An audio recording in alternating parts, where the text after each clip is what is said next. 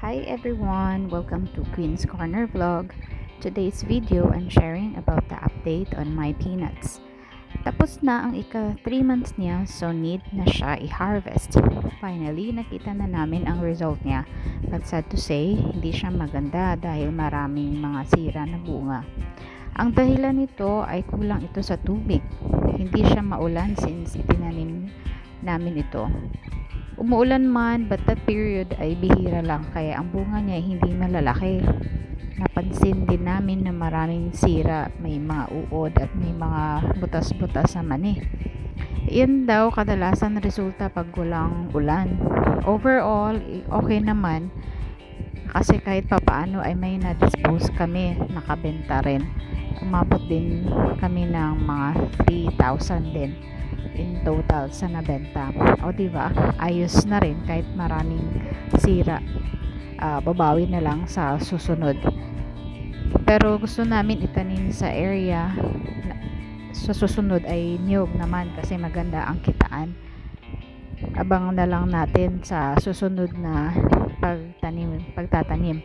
Wait lang kami na magkaroon ng sunod-sunod na ulan kasi mas maganda kasi pag yung may ulan talaga. Hindi kasi siya advisable na magtanim ka ng tag-init, lalo na ang itatanim mo ay kailangan talaga ng tubig, need talaga ng water most of the time. Kaya yun, it's a good pa rin, it's a good start, it's a good experience, another experience sa akin, lalo na beginner, exploring about planting. So ayan po, nakikita niyo sa video. Actually okay naman yung mani, may mga goods naman, pero kukonti lang yung nakukuha naming goods. But kung maluwag naman yung area, siguro mga 50% kahit pa paano may nakukuha ka na goods na mani. So ang iba noon pang ano na lang, pang konsumo or for personal usage na lang.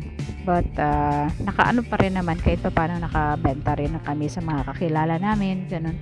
So hindi talaga yung sobrang-sobra yung nakukuha naming money.